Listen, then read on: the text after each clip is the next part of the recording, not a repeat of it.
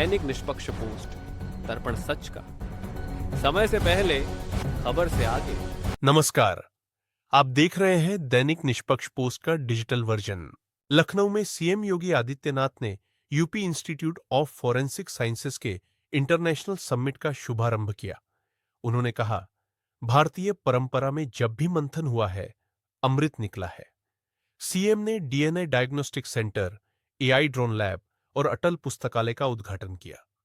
Cyber अपराध से निपटने के लिए सभी 75 जिलों में साइबर थाने और 1587 थानों में साइबर हेल्प डेस्क स्थापित की गई है।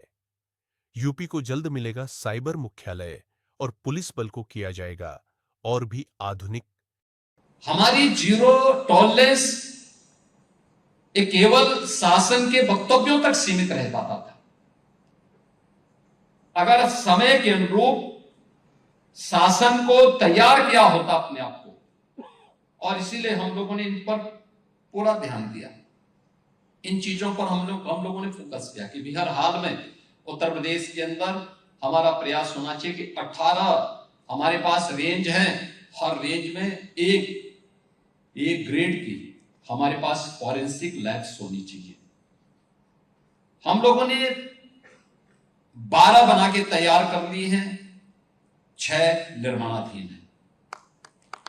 और यही नहीं, जिन जनपदों में 3 नए कानून लागू होने के बाद, बीएनएस लागू होने के बाद जुलाई 2024 से हम लोगों ने इस बात को सुनिश्चित किया कि अब 7 वर्ष से ऊपर के हर एक अपराध में फॉरेंसिक साक्ष्य आवश्यक है।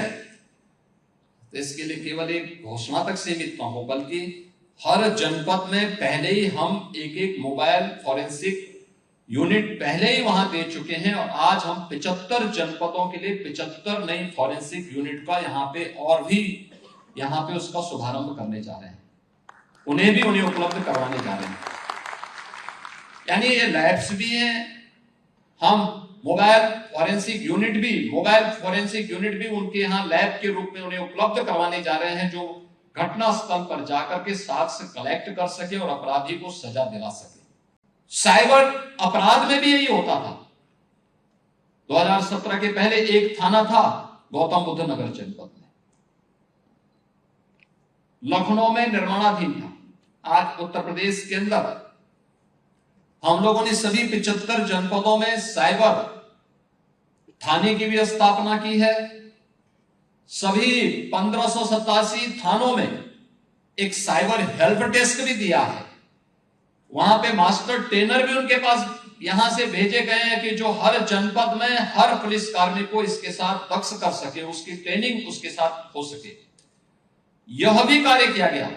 और अब तो प्रयास इस दिशा में हमारा चल रहा है कि हम बहुत शीघ्र एक साइबर मुख्यालय को ही बना करके, क्योंकि वर्तमान की इन चुनौतियों का सामना करने के लिए, न केवल साइबर फ्रॉड को रोकने के लिए, बल्कि अभी ऑपरेशन सिंदूर में आपने देखा होगा पूरा युद्ध ही साइबर युद्ध की तरफ जा चुका था।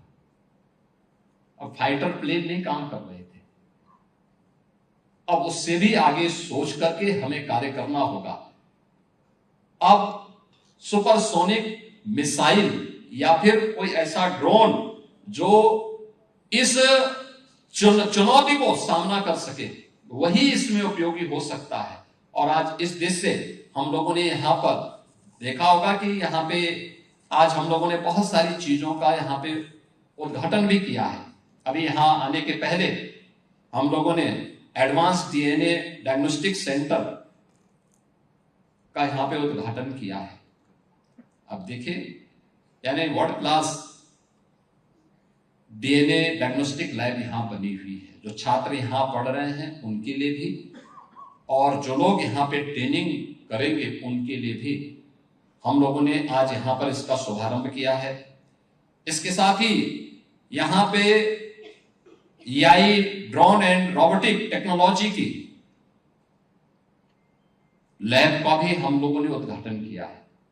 आप देख सकते हैं वहां पे नैनो ड्रोन से लेकर के और 40 केजी तक का सामान ले जाकर के उस लक्ष्य को प्राप्त करने की दिशा में उसका क्या उपयोग हो सकता है, उस प्रकार का भी ड्रोन यहाँ की लैब में आप देख सकते हैं।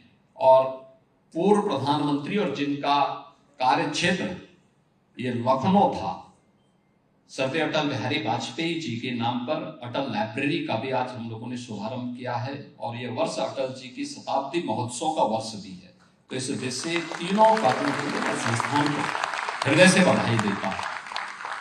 जिस उत्तर प्रदेश में पहले अपराधी अपराध कर लेता था, अब वो अगर अपराध किया है तो उसको अगले 24 से 48 घंटे के अंदर पुलिस के हाथ में उसको लगना ही लगना है, वो कहीं जा नहीं सकता है। और यह स्थिति आज उत्तर प्रदेश पुलिस ने विकसित कर ली है। और उसी का परिणाम है कि उत्तर प्रदेश सुरक्षा के मानकों को तेजी के साथ आगे बढ़ा रहा है। हमें समय के अनुरूप अपने आप को तैयार करना होगा। समाज की जो डिमांड है उसके अनुरूप हमें चलना होगा। अगर हम नहीं चलेंगे तो स्वाभाविक रूप से हमारे सामने स्वयं के अस्तित्व का संकट खड़ा होगा।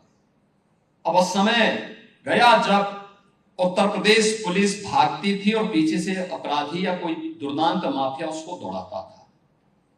अब उत्तर प्रदेश पुलिस का नाम सुन करके, उत्तर प्रदेश की पुलिस की कार्य पद्धति को देख करके, उसके द्वारा टेक्नोलॉजी का बेहतर उपयोग करने का परिणाम है कि अब अपराधी नाम सुन करके भागता है।